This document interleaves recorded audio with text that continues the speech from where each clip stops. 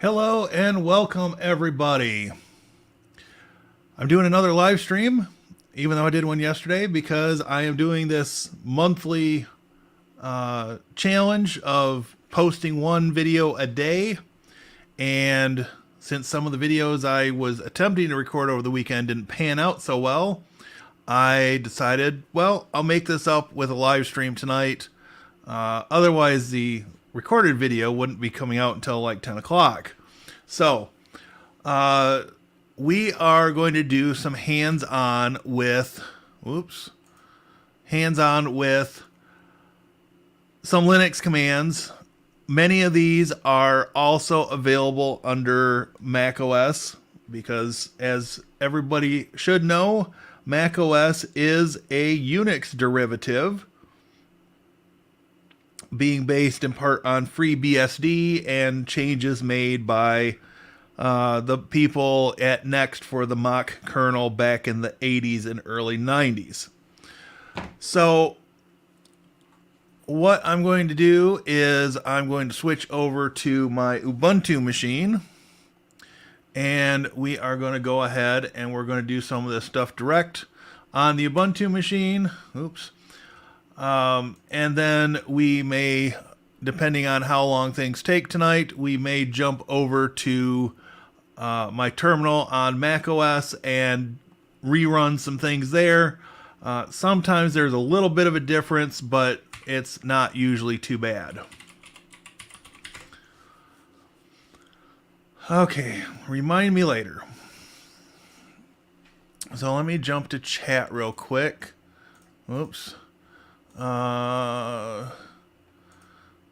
Tony won't make the live. Watching basketball tonight. Good luck on that, Tony. Terrell is here. Welcome. Glad to have you back with us. So, this may be basic for people that have been in the Linux world for any amount of time, but it's never too late for a refresher and to learn some additional things that you may not have caught the first time around. So I'm going to go ahead and open up a terminal. And if you're running an Ubuntu derivative, Ubuntu, Linux Mint, and a few others, the easiest way to open a terminal is Control Alt and T as in terminal. And then you can just do some of this the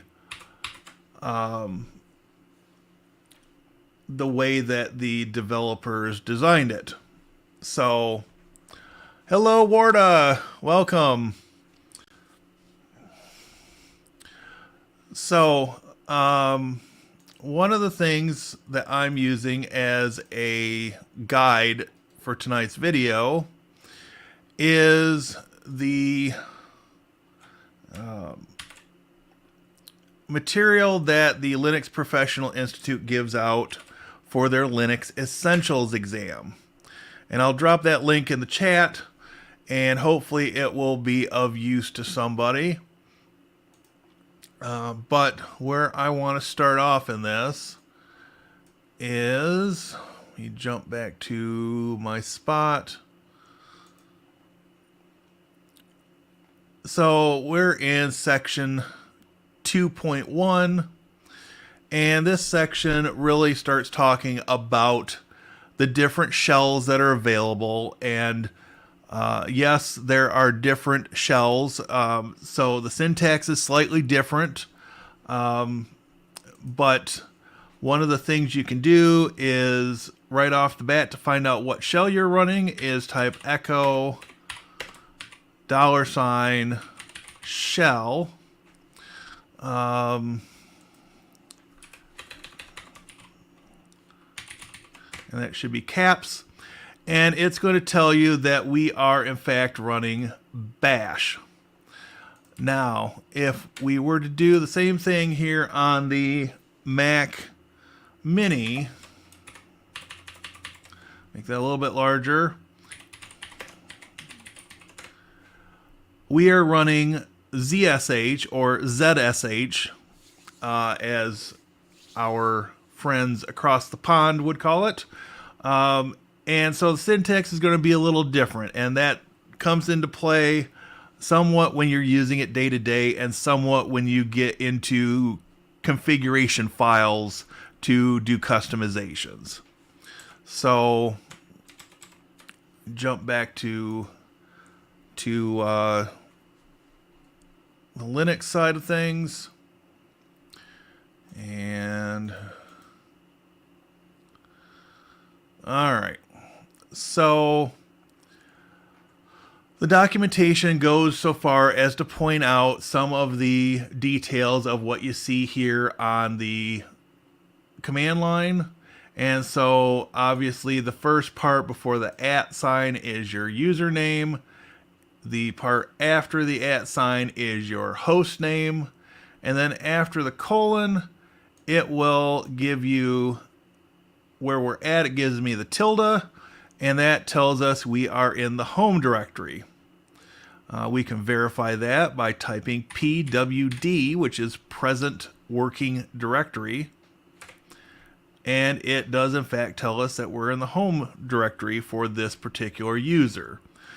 Generally speaking, in most Linux systems, it's /home/username. Now, if we jump back to Mac OS, you've got the same sort of setup. I've done some customizations on this, but username, host name, we're in the home directory. But this puts the actual spot to enter commands on the next line. This is just one of those personal preference things. And I used a script to help customize this a little bit when I set it up. So let's jump back to the Linux side. And we are on, let's see, page 74.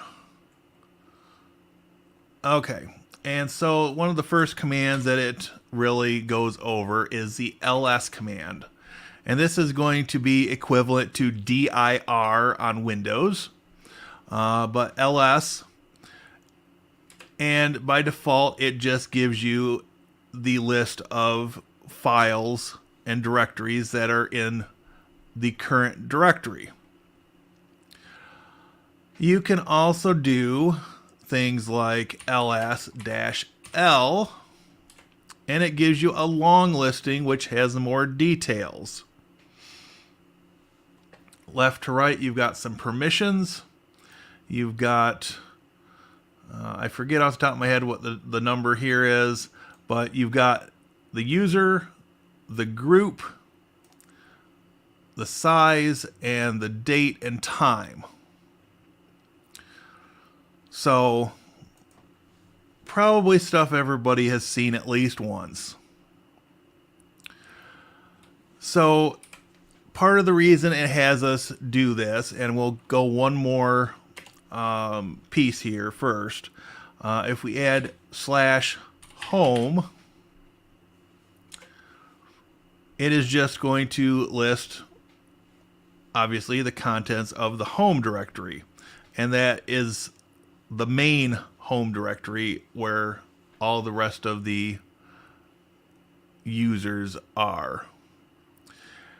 And the reason they have us go through this is they want to point out the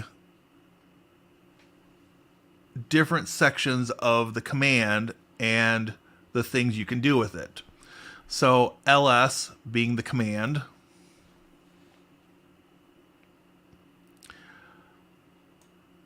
-l being the option or parameter, and then /home is considered an argument. It's an additional piece of data required by the program.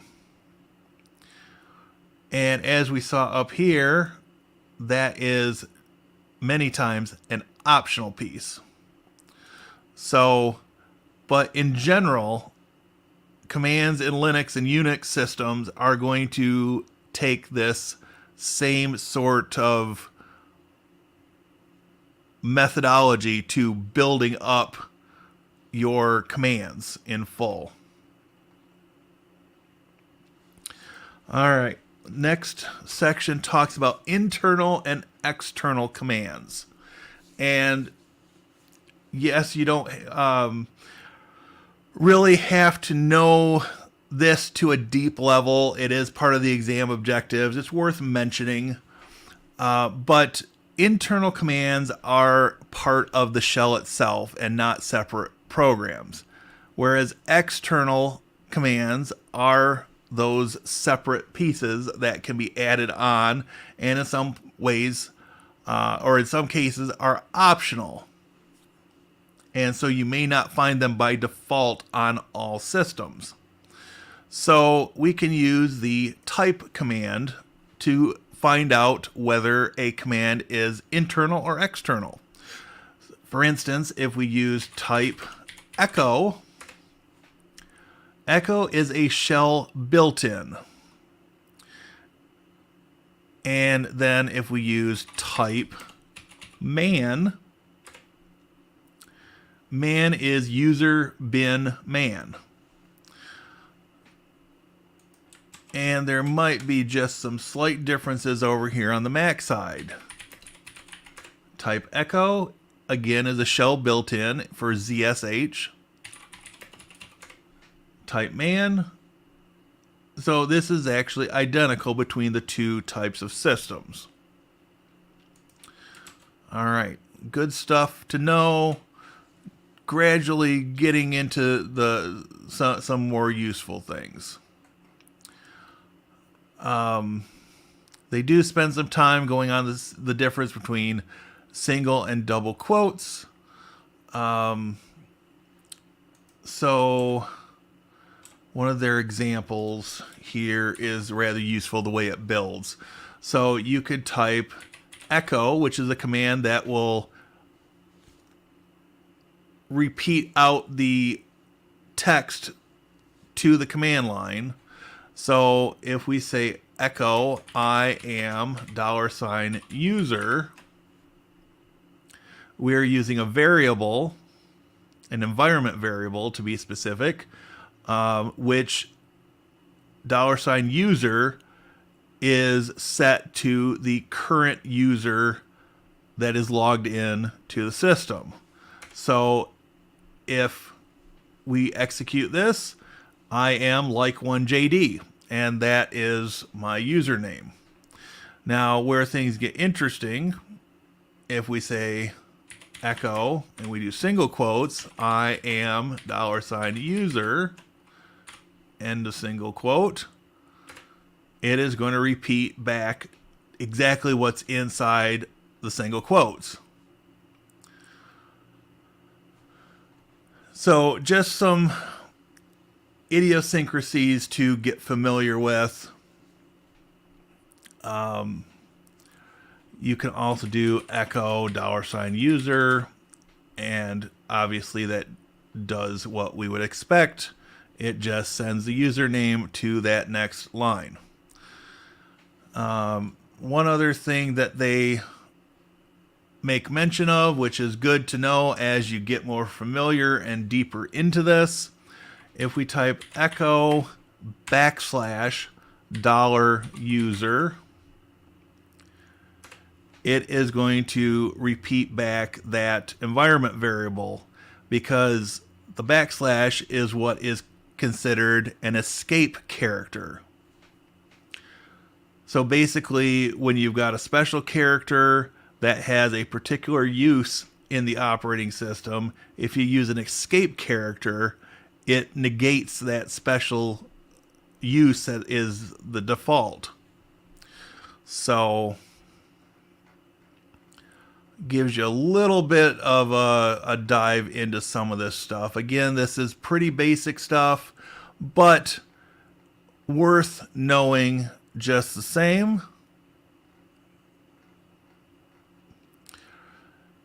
And so the next section So this is 2.1 lesson 2, starting page 85.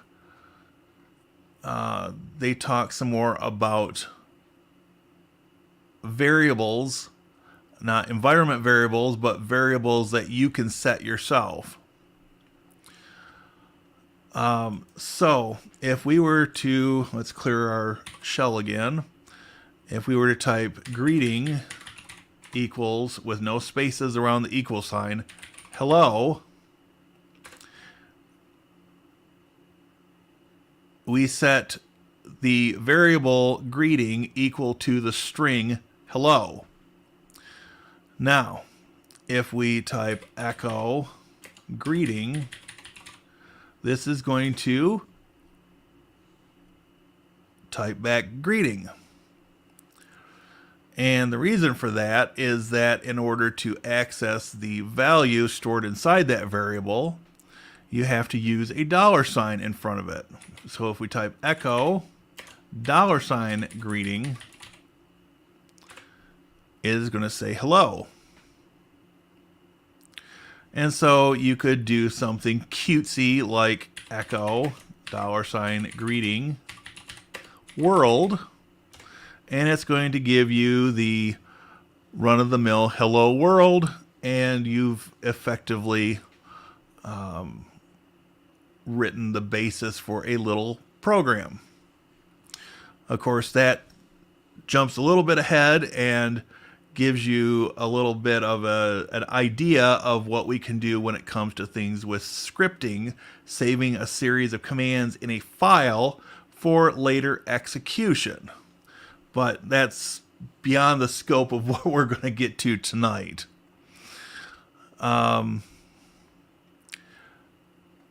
So if we wanted to take greeting, the variable greeting, and add it to the shell's environment variables, we would use the export command. So we could say export greeting.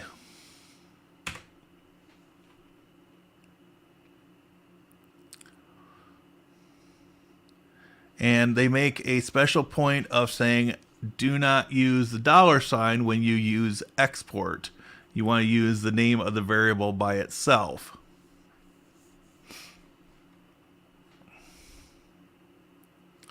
So, again, just a few things that are of use here. So, let me jump over and take a look at chat real quick. I'm going to bring myself back up on screen for a moment, and we'll see if people have any questions or anything. TVJ's in the house. Welcome. Haven't finished watching your stream from yesterday. Well, this is going to be a busy month if you want to keep up with my content, because I think, as I mentioned yesterday, I am doing the daily challenge as part of this Project 24 from, now I'm drawing a blank, Channel Makers, Nate from Channel Makers. I picked up this course on Black Friday, and this was their first monthly content challenge that I could participate in. So I'm pushing myself to make more content, and since the videos I recorded over the weekend didn't quite turn out as expected, I'm making it up in a live stream tonight. So thanks for stopping in. So let's see. You can only go for 2 JAU tonight. I'm going live at 9 p.m. I knew you were 9 o'clock, so I was going for a max of 1.5 JAU.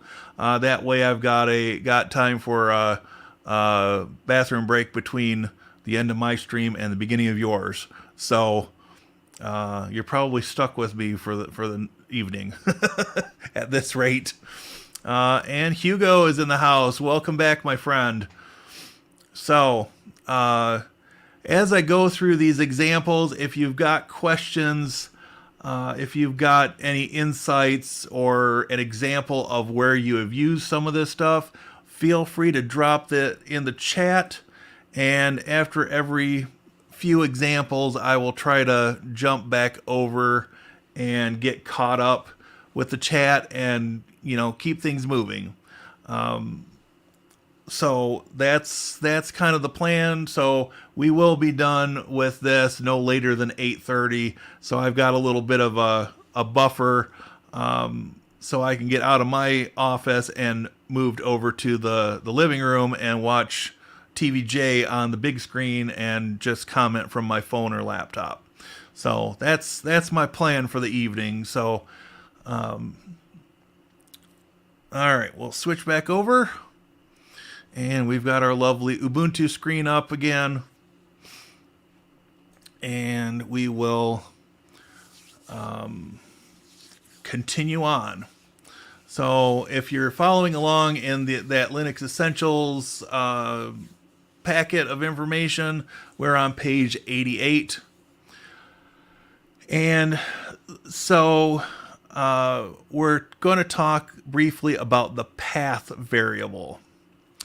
And the path exists in whatever system you're running, Linux, Mac OS, Windows, BSD, you name it, there's likely some implementation of the path, because this allows you to tell the system where to find things that might not be in the default settings for your operating system. So, there are ways in Windows to set this stuff up, some graphical, some command line, and old school command line, as well as PowerShell, depending on, which way you go with preference there.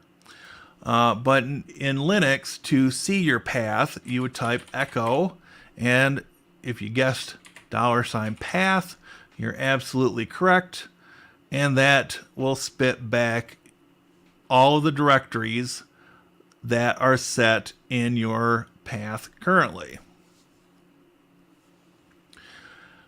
And then if you wanted to add a directory to your path, you would type path, so you're using the variable name, equals $path, which is the environment variable, colon, and then you would set your new directory. So we might say /opt/some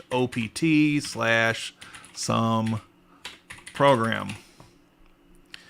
and hitting enter would add that to your existing path. Obviously I'm not going to do that right now, but that is how you would do that in Linux.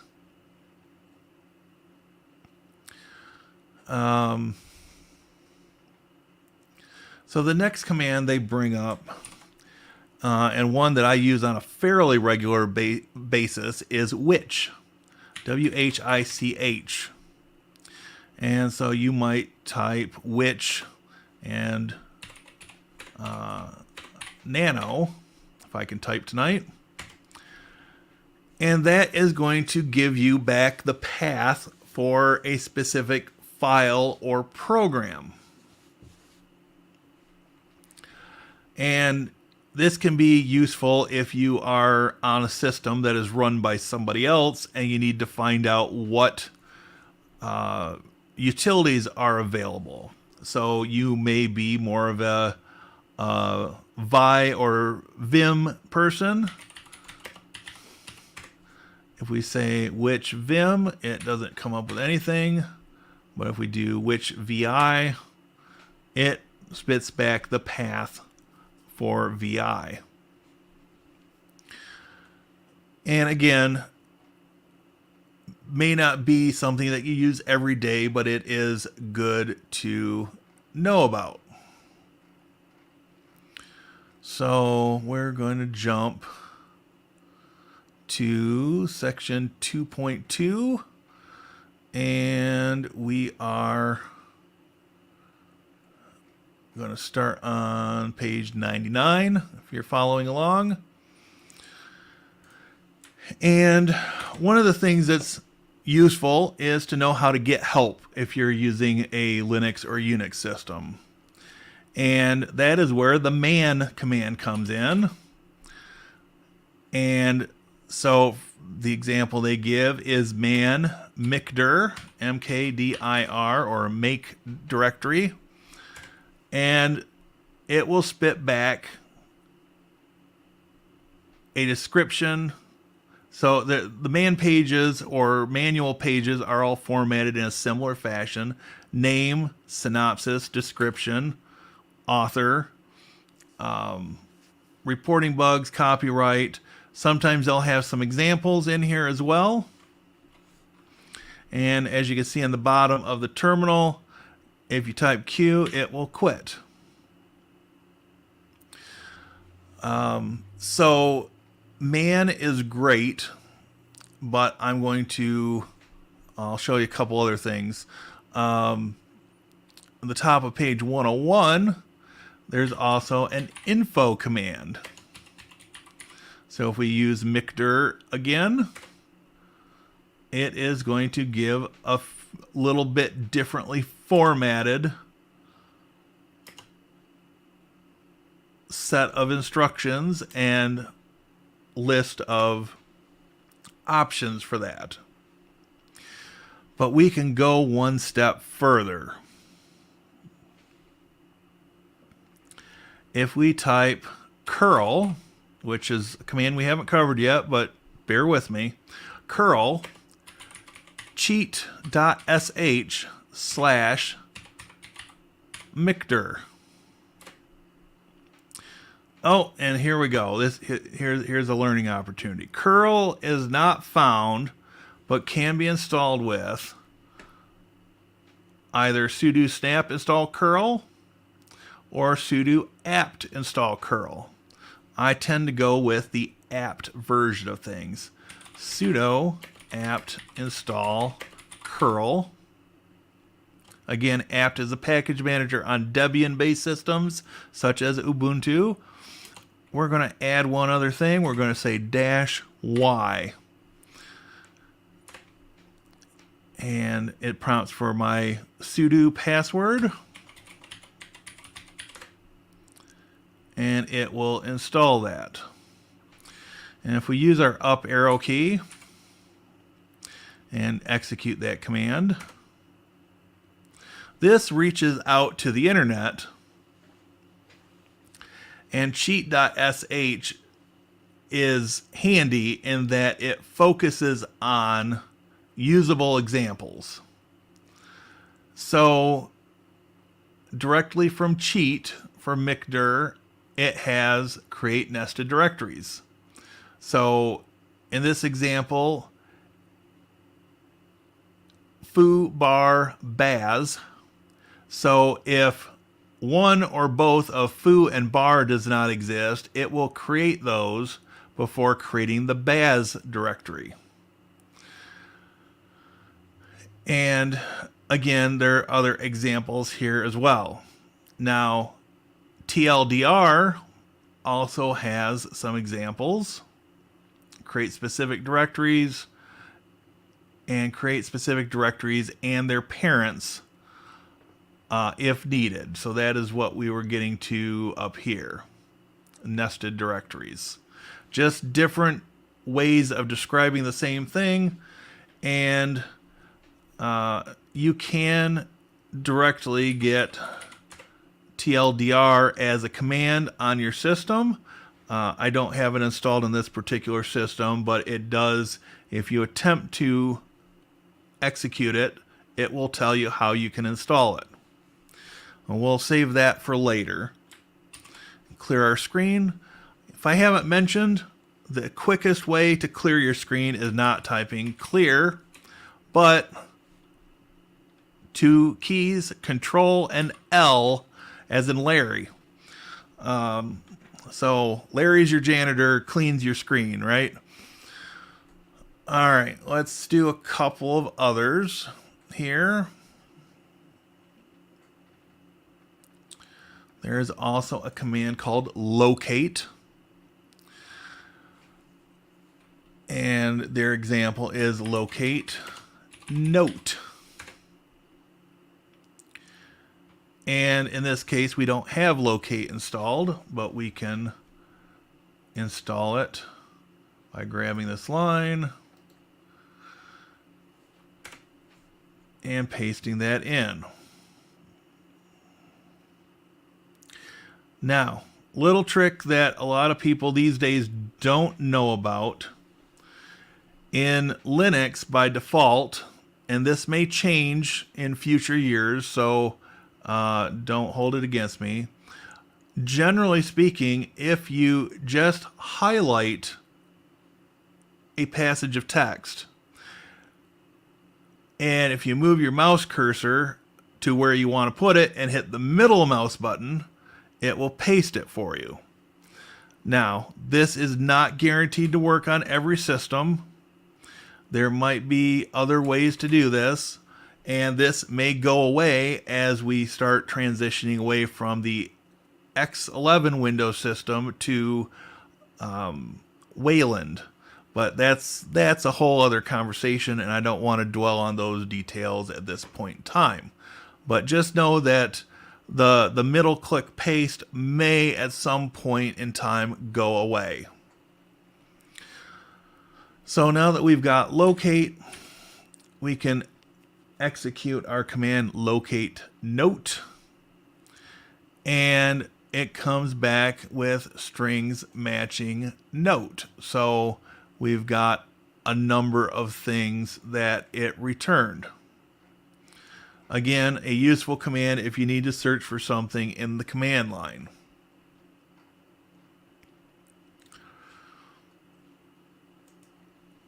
Let's clear our screen. And let's see. Let's jump forward to, we're going to look at things starting on bottom of page 114 and moving into page 115 of that LPI document. They talk about the tree command. And tree is great because it gives you a hierarchical view of the directory structure. So if we type tree, again, we don't have that installed. So we'll take care of that real quick.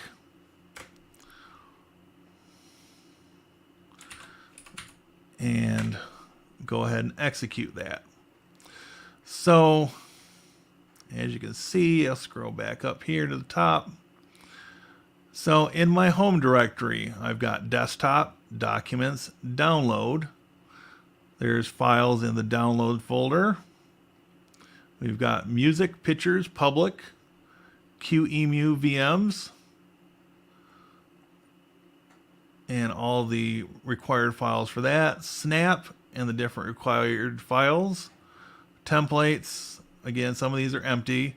Thin client drives, videos, and then we get into VirtualBox VMs and the different files and folders required for that. And it tells us at the bottom 55 directories, 58 files. Just for the sake of argument, if we open up the files, the file manager, which is just called files in GNOME, we can see the parallel between the command line and the graphical interface. Desktop, documents, downloads. So we've got the files we've got here. They are in a different order, which is okay.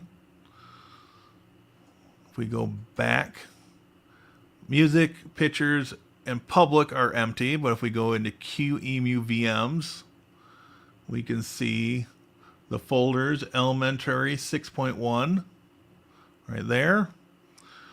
Linux Mint 21 XFCE is another folder. And then the configuration files. So there is a direct parallel between the command line and the graphical interface when it comes to the way the structure is set up.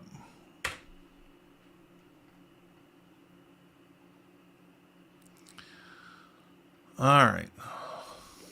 Let me jump back to chat and see if there's anything interesting going on there.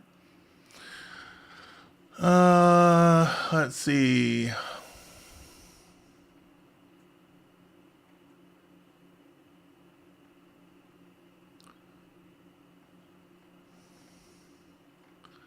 Let me see.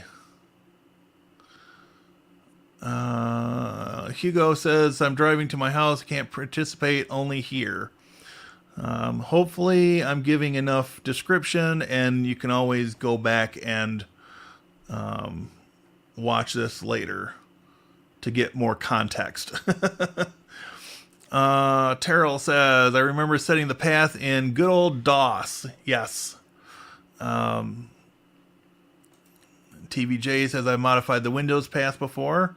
I actually have a video out there about modifying the Windows path specifically for VirtualBox. If you want to use the command line utilities in VirtualBox, you have to add to the Windows path, because the VirtualBox installer does not do that by default at install time. I would call that a bug, but apparently Oracle doesn't see it that way. I can't post a link to my stream without being a mod. Well, I can probably remedy that for you. Let's see. We'll jump over here.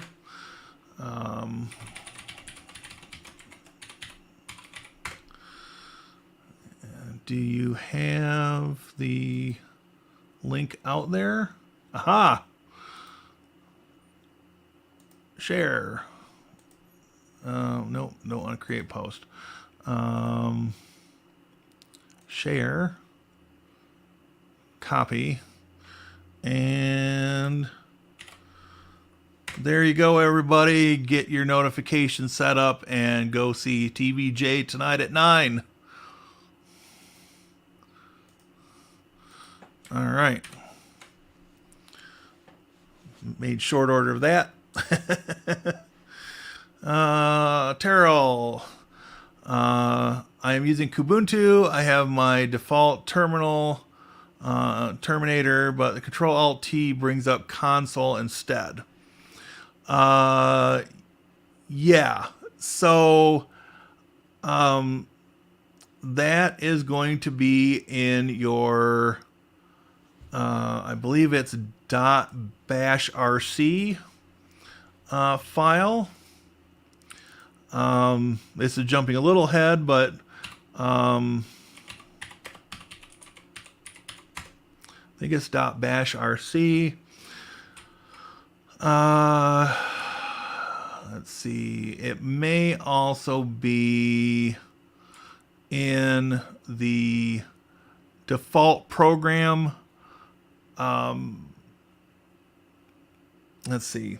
I don't use Kubuntu that much anymore. I'm trying to think back through this. The more I think about it, I don't think it's going to be in bashrc. But probably, well, that's not what I want.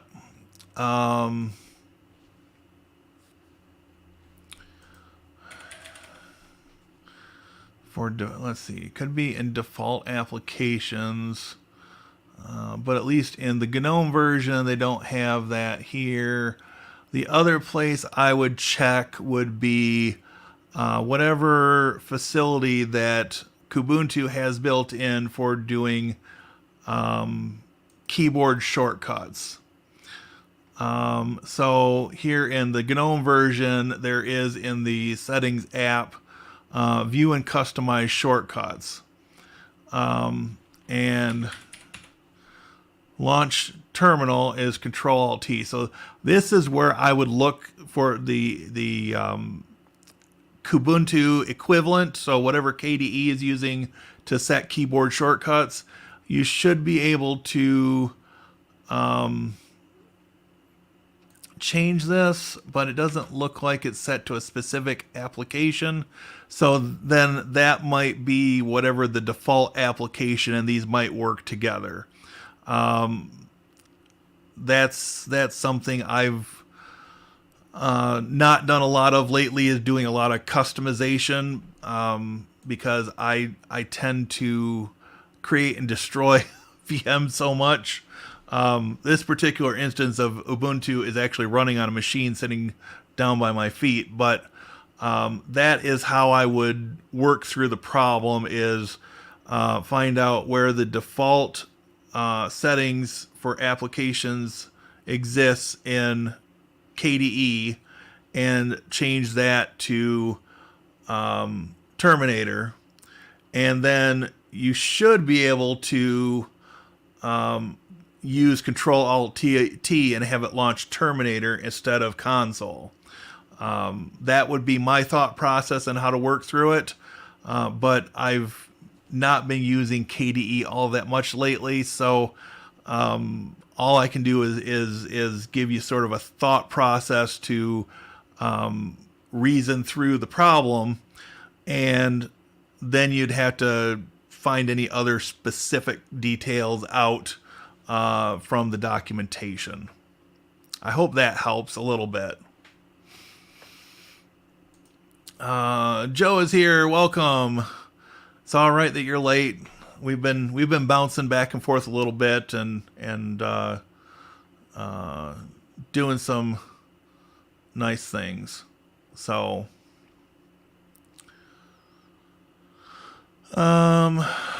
just tried locate and it doesn't find anything on my system. So that's a great point. So let me show you here.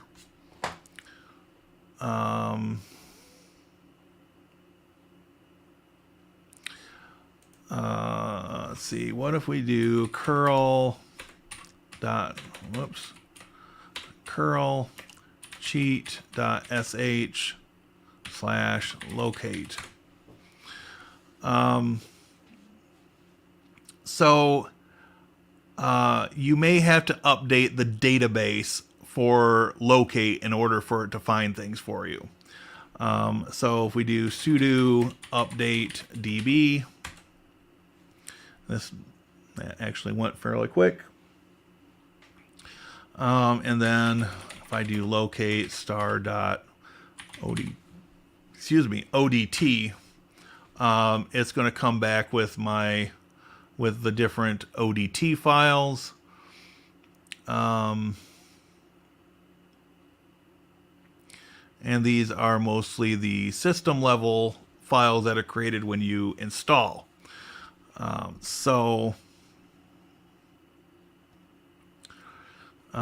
if we did something like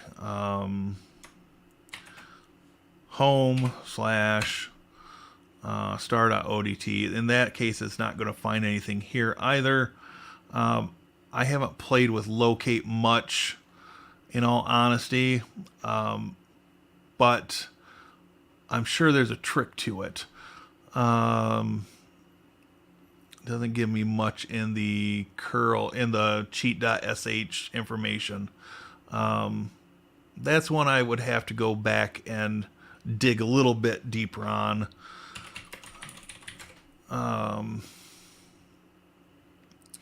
Finds all files on the system matching given pattern. Plocate is largely argument compatible with mlocate, but significantly faster. Options are -A, kappa A. There's a database option, ignore case, and regular expression things. And then there's an environment variable locate_path. Yeah, I haven't. I apologize. I haven't really done much with locate recently, so and I don't use this particular system a lot, so I'm getting the same result at the moment. So yeah, we'll see what we can do there. Maybe I can find some additional examples going forward. Let's see. You should index this after you're done. I would love to come back to a couple of these tips. Yep, this particular one, I was thinking about going back and adding time stamps and things just to make it a little more usable. And who knows, I may splice and dice this video down and release some of these specific examples as smaller videos. So, great suggestion.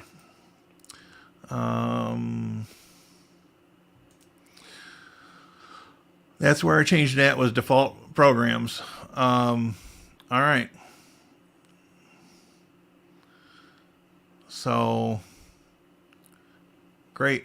I'm glad I could help.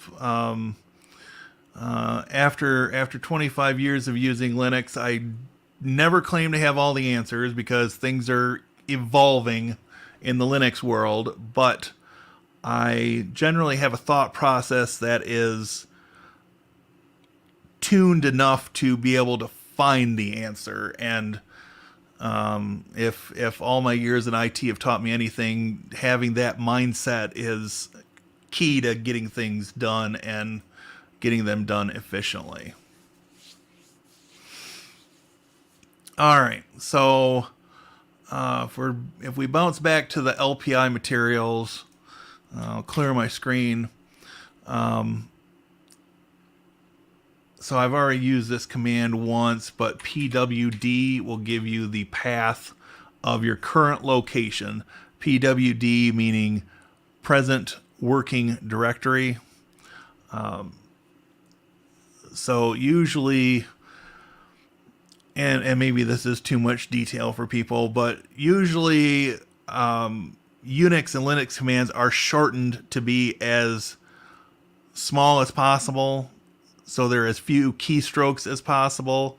So you might see commands like this one where you're using the first letter of each word in the command. Others will omit vowels. But, you know, they generally try to make these commands as small as possible. So if we were to go one step further, CD is change directory. This is paralleled in the DOS and Windows world. It works the same on, you know, Amiga OS, which ironically just got an update. Same on Mac OS. You know, it's pretty universal. So change directory, and if we go into documents, and let's just go, okay, I don't have anything in there. But if we were to type again pwd, it gives us the full path to where we're currently at. Home, like 1JD, documents. And if we wanted to jump back to our home location, so home, like 1JD, you can just type CD and hit enter, and it takes you back to that point.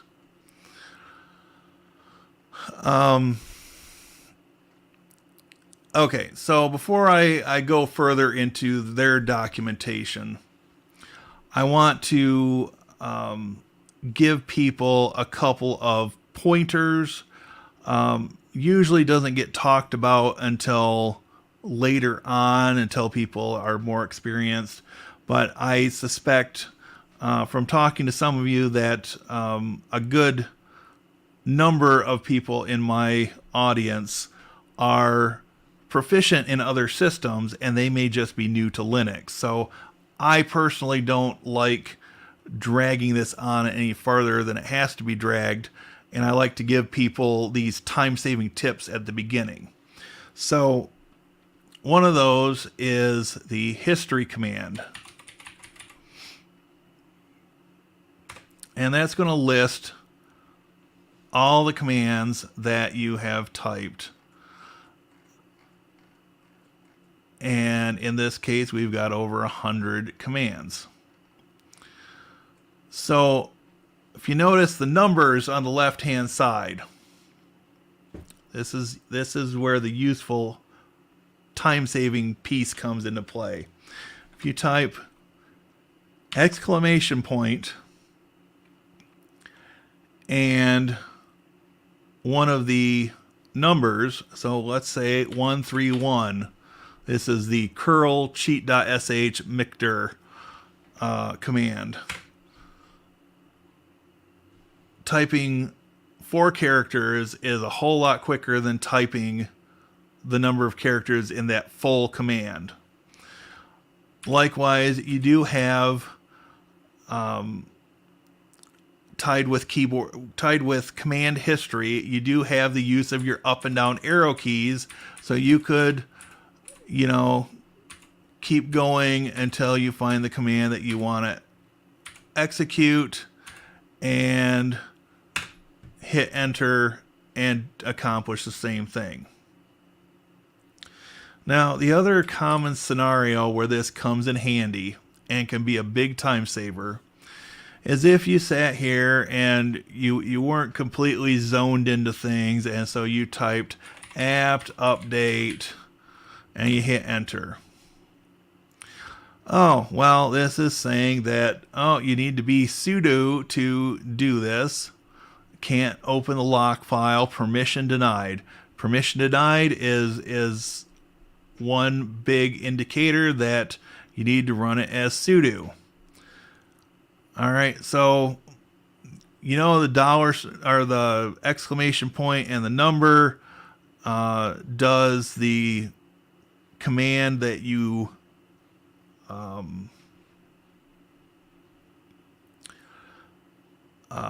want.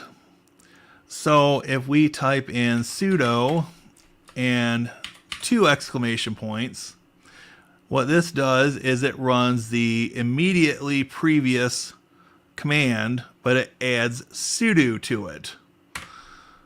And so it will go ahead and execute that for us. So just so everybody is getting a little bit of exposure to the common usage in Linux, an exclamation point is called a bang character, typically in Unix and Linux. So, and then the other thing is if you do # exclamation point, that's called a shebang. And again, out of scope for tonight's session, but something that you will see as we delve a little bit deeper in coming weeks and touch a little bit on scripting or automating some of these commands. So you don't have to worry about typing and mistyping commands along the way. So just a little bit of a preview there.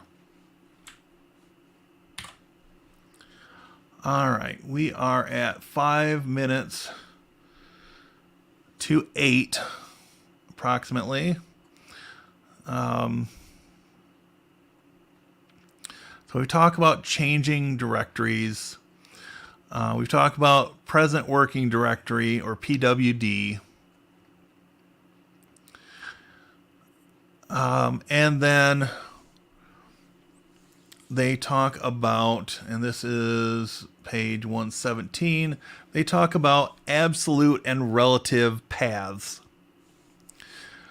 So an absolute path is starting from /, which is known as root in the Linux and Unix worlds. and then you add home and your user directory.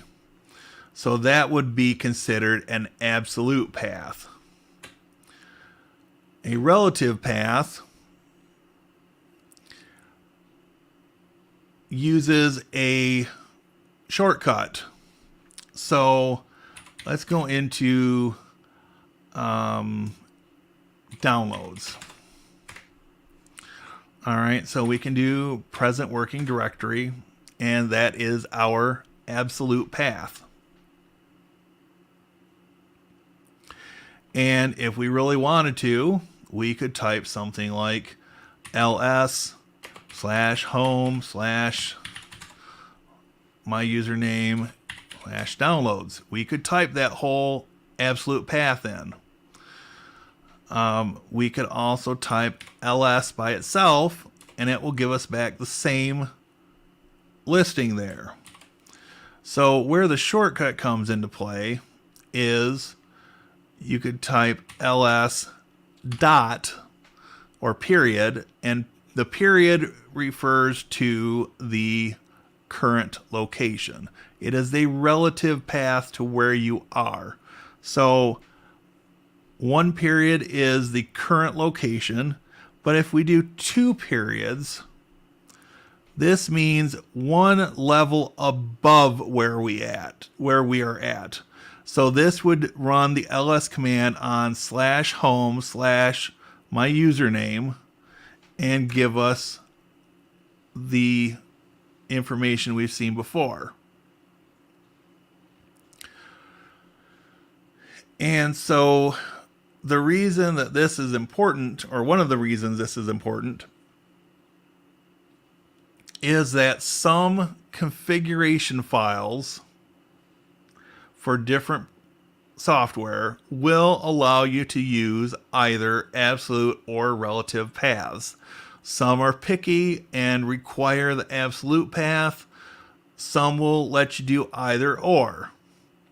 Just something to keep in mind as you get deeper into Linux and Unix type systems. So hopefully that makes sense to everybody. And again, I claim no ownership to the documentation from the LPI, the Linux Professional Institute. But this is available widely on the internet, and there's not a charge to it. It's not one of those things that you have to sign up with your email address in order to get. So I don't feel bad about using it for some of these examples. And I will say that I'm not covering every example as we go through this, but I'm trying to pick out some of the most useful ones for people as they're starting out. Things that I wish I would have known earlier in my Linux journey. So take that for what it is, and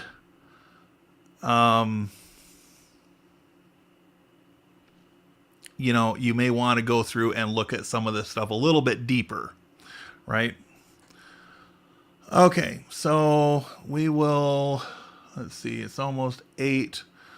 We've got another half an hour approximately. So page 127.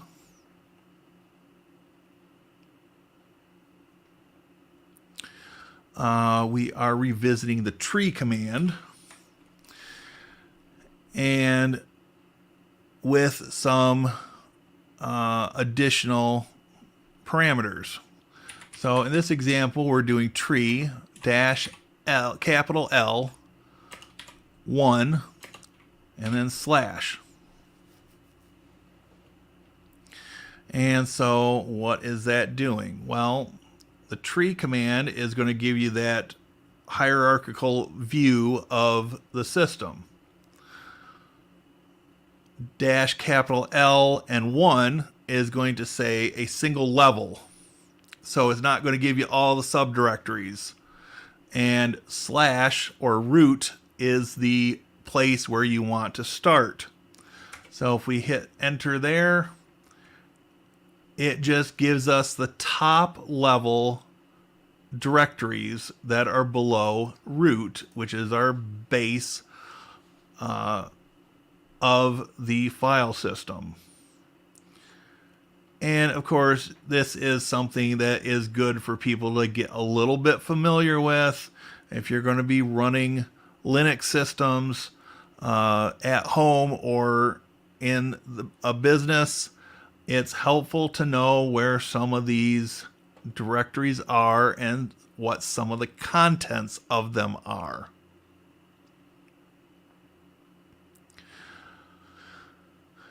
So,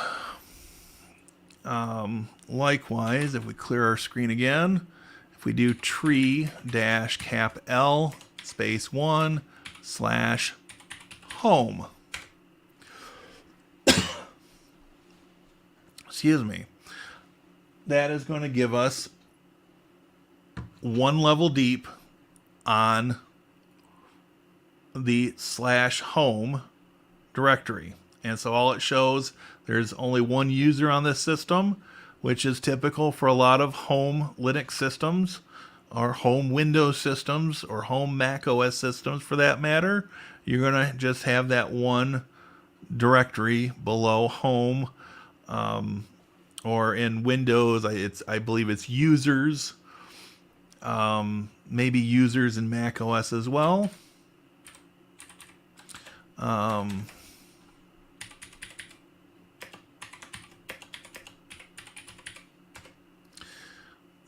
So I don't have the tree command on my Mac OS system, so we can't do that there. And that's okay. There's likely a way to get that installed, and that's something if people are interested in, we can talk about at a later point. You could also do things such as tree. Tree. There we go. Tree /home/ my username, and again, I think we looked at this earlier. It gives you the tree structure for my folder or my user folder. Likewise, we could add the -L and 1 to that, and it gives us just the base level of folders or directories. Again, folders and directories it's used interchangeably. Those of us who are a little bit older remember it being taught as directories. Everything being graphical today for most teaching environments, people learn folders and don't always make the connection between the two.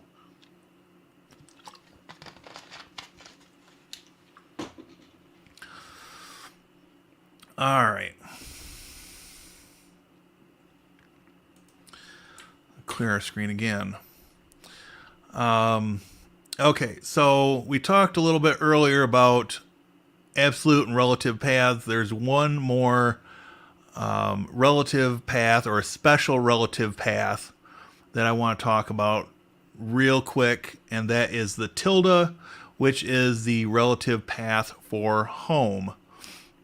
So in this case, if I type cd space tilde, which is the squiggly line, it's called a tilde or tilde, or different people pronounce it different ways depending on which part of the country or the world you hail from, and pronounce it however you want to pronounce it. I'm not going to judge. So cd space tilde will take you back to your home directory. Again, this is useful if you are typing a lot of commands and need to get to your home directory quickly. So that, I think, covers what I want to cover there. Let me jump over to chat again, and then we'll do a couple other things. And one thing that I found earlier today that was brand new to me that I did not know about. In 25 years, I didn't know about it, so I want to share it.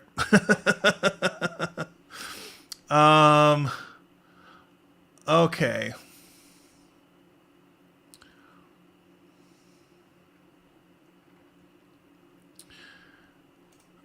Yep, David, print working directory or present working directory. When I took my Linux class years and years ago, I was taught by a woman that had worked at Bell Labs, and I'm pretty sure she taught it as present working directory. But depending on the documentation you see, I've seen it printed both ways, right? So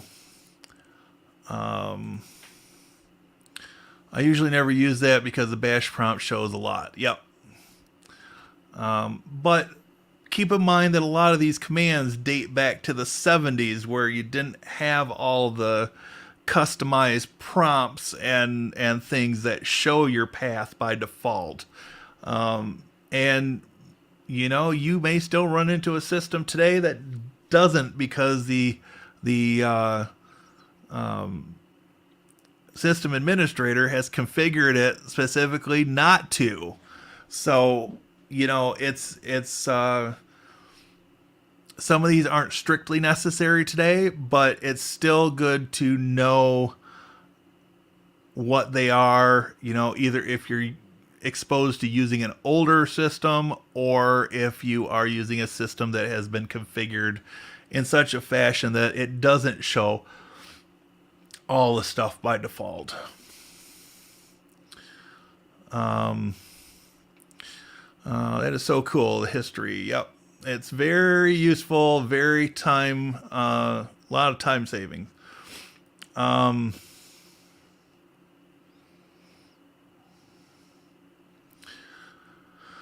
Let's see. I use the arrow keys, but didn't know about history. Yep.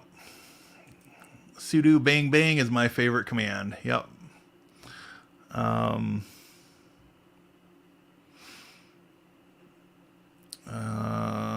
Sudo one is great too. I usually have to cursor all the way back. Yep. Another useful one might be ls-a. Yep. ls-a is going to show all the files in your in the working directory, including hidden files. Now, in Unix and Linux systems, a hidden file is one that starts with a period. So again, if we compare this to just ls by itself, you see that there's quite a number of files missing. So that is very useful there. And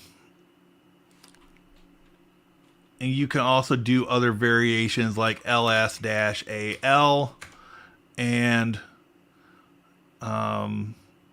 it will show the long listing. So you've got your permissions on the left side. In the sort of the center, you've got the user and the group, the size, and the timestamp. Now, let me clear this.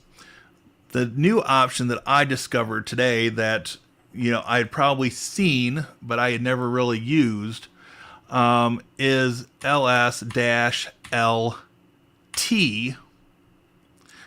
and T is going to sort it by the timestamp.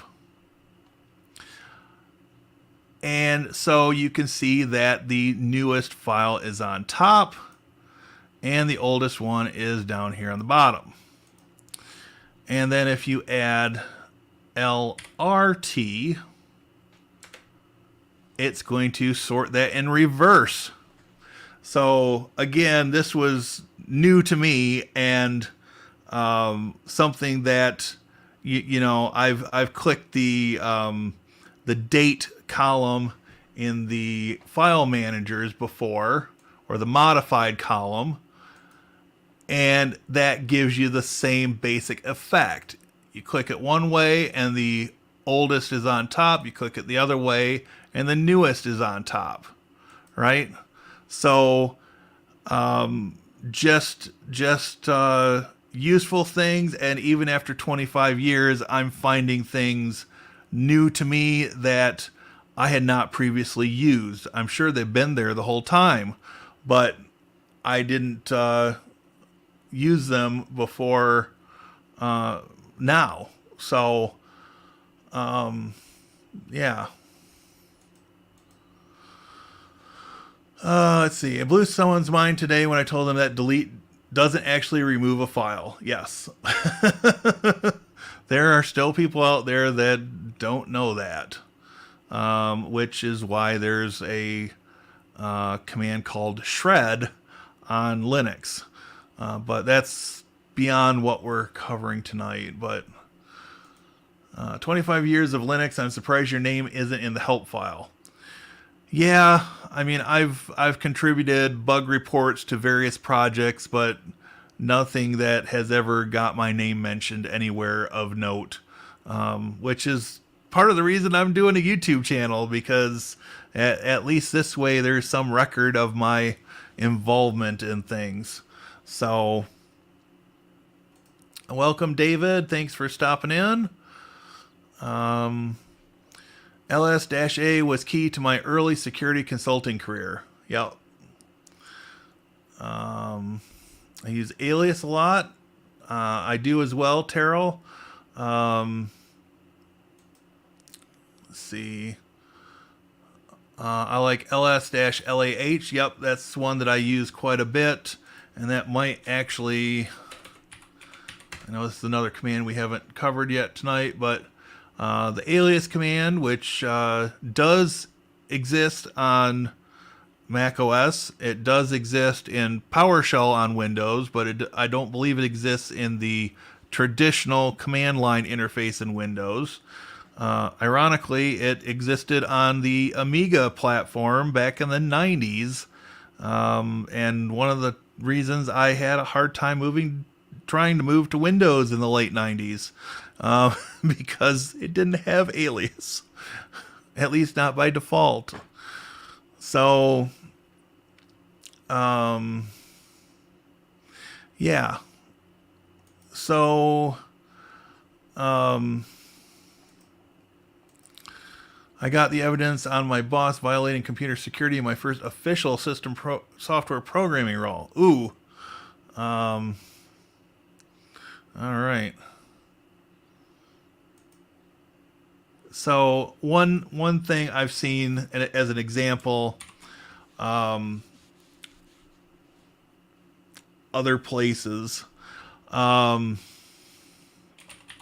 look at alias structure again. So if you want to add an alias, you just type alias, and then, for instance, if I wanted to make a shortcut command to update my system, we might call it up. Say up equals single quote, and then we could say sudo apt update. And of course, one of the tricks I've learned over the years, you do a double ampersand, sudo apt upgrade -y, close your single quote.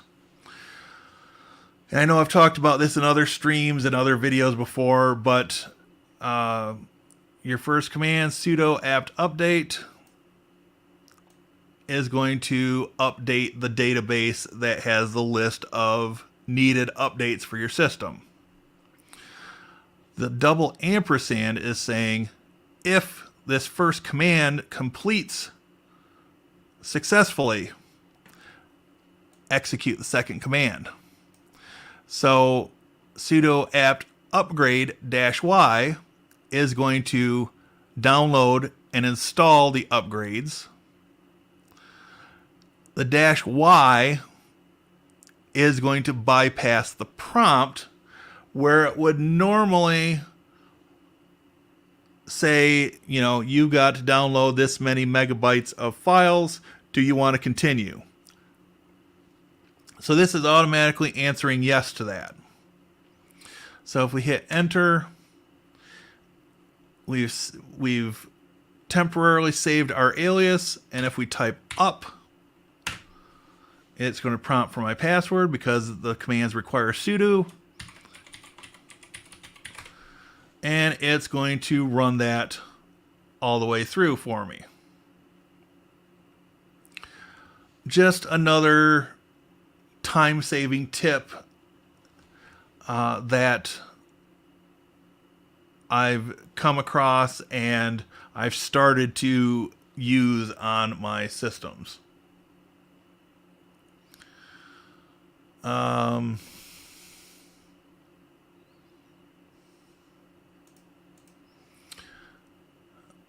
LS-AT that cost my tyrannical boss his job at a New York bank. Wow.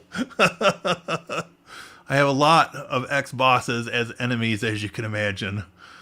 Well, then it's a good reason that you've got your other hobby. One had to serve a sentence in state prison. Ouch.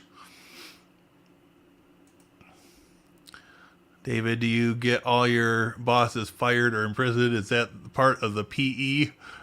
Text green, game over. Oh my. All right. So I think this is a good place to stop with the commands for tonight. This is really just scratching the surface, right? So there are a lot of things that are very useful that we have yet to cover. I suppose I could bring myself back on screen for this part. There are a lot of things that we haven't covered yet that, maybe this will become a Monday night tradition at 7 o'clock and we'll do 90 minutes of Linux commands and eventually get into a little bit of scripting and different things that you can do with Linux and find ways to save yourselves time, because that is one of the great things about knowing commands and then putting them in a format where you can execute them as a script. And that way you know that things are going to get executed in the same way, in a consistent fashion every time you run that script. And if something doesn't go right, then there's some issue on your system. Okay?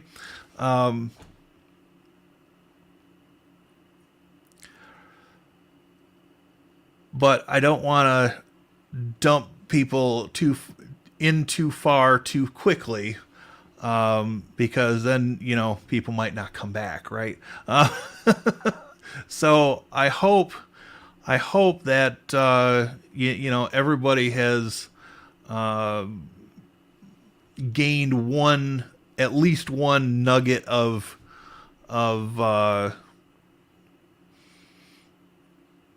information. I guess you could almost call it wisdom, although I don't know. I have this idea in my head that true wisdom doesn't kick in until after you've hit at least 50 years of age, and I haven't yet. So, but 25 years of working with Linux, and I've learned a lot along the way, but there are days that I feel like even I have only scratched the surface, because there are so many ways you can go and so many paths you can follow in Linux, that it's near impossible to know everything from end to end on it. So before I wrap this up, so everybody has a chance to run and use the restroom before TVJ's live stream, I did want to talk for just a couple of minutes about a couple of books that I just picked up. They arrived yesterday. I didn't get them out of the box from the Amazon until this morning because I ended up with a migraine yesterday afternoon. But these are both by a man by the name of Michael Bazzell, Bazzell. And one of them is called Extreme Privacy: What It Takes to Disappear. Now, there is a hardcover version of both of these books available. I went for the softcover version to save myself a few dollars. In hindsight, seeing how they're bound now, I would absolutely recommend to anybody wanting to get these, spend an extra few bucks and get the hardcover version. The other one is OSINT Techniques, Resources for Uncovering Online Information. Very similar looking book. And again, OSINT is open source intelligence. And since I've been digging into different tools in Kali and other security related Linux distributions lately, mainly to refresh my knowledge on the tools available, because you can then install those on Ubuntu or Debian or, Rocky, Elma, Red Hat Enterprise Linux, what have you. Arch, can't leave those Arch people out. They're very vocal. But you can install those on any Linux distribution.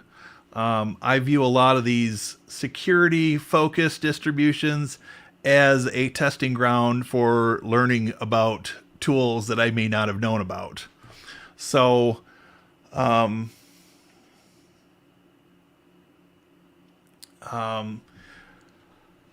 anyways, the OSINT Techniques book. This was the book I was originally going after. I ended up ordering both because they were by the same author.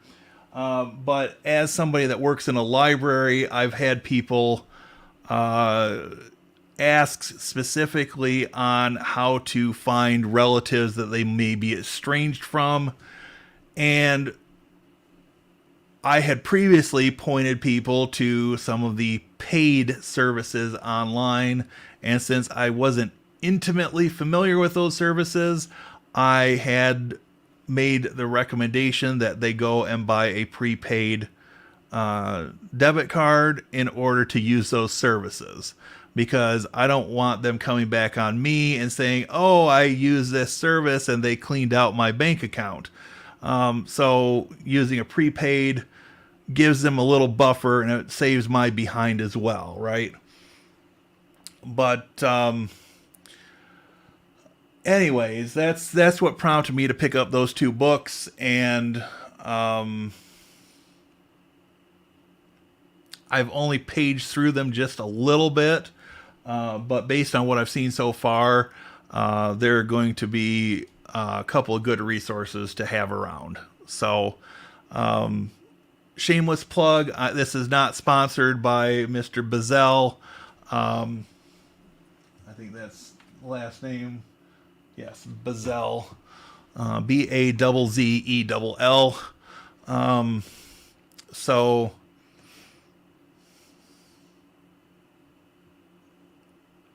anyway.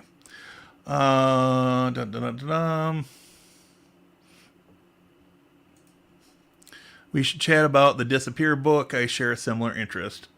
Very cool.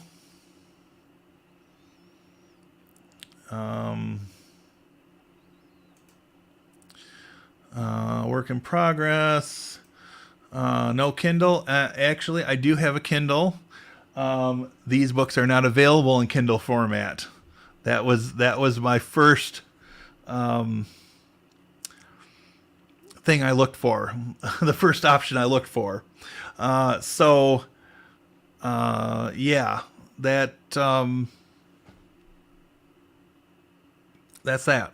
So I got a little bit of light reading ahead of me. He just denied me a promotion using frivolous justifications, so he set off some flags. Uh-oh. Or as Scooby-Doo would say, rut-row. I've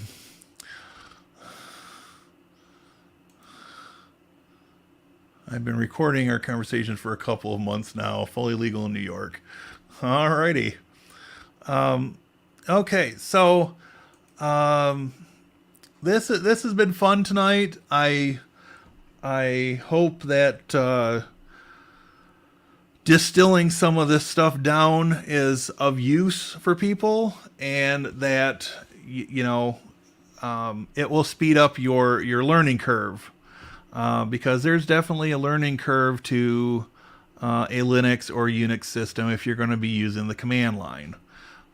If you're just using the graphical interface, you should be able to jump between Windows and Mac OS and Linux fairly easily, depending on what your software requirements are. But, for Linux and Unix type systems, Mac OS included, the real power, and I'll even throw Windows into this, the real power comes from being able to script things and automate things, which is what scripting is all about, automating things, so that you can have a repeatable process. And, Windows, I will say, Microsoft has brought it a long, long way in the last 20 years. With the advent of PowerShell and finally having it become a little bit faster in the last 2-3 years, they have made a tremendous amount of progress. And 20 years ago, Microsoft was standing its ground and digging its feet in the sand that, even on a server you had to have a graphical interface, and now you can get a version of Windows Server that doesn't really have a graphical interface. So, it's interesting the way some things have come full circle in the last 20 odd years. And it's definitely been an interesting ride to watch these changes in the technology world and get to where we are today. Some of it good, some of it not so good. But progress it is, and we must keep moving forward. So, all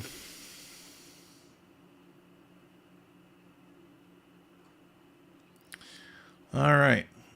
On that note, it is an hour and 28 minutes into our broadcast. I was going to have a hard stop at 8:30 anyways. So I think I'm going to go ahead and wrap this, and I hope everybody will take a moment and like the video and consider bouncing over to TVJ's live stream starting at 9 o'clock.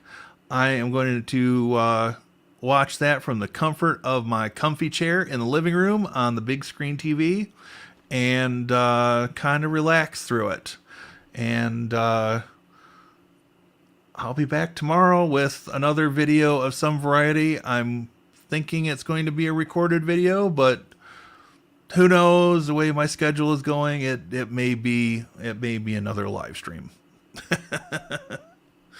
I'm determined to get one piece of content out a day for the whole month, but I am a little on the ambivalent side as to whether it's going to be live or recorded. So,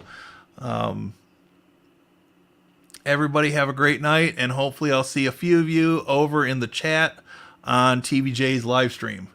So, thank you, and I will see you all later. Have a good night, everybody.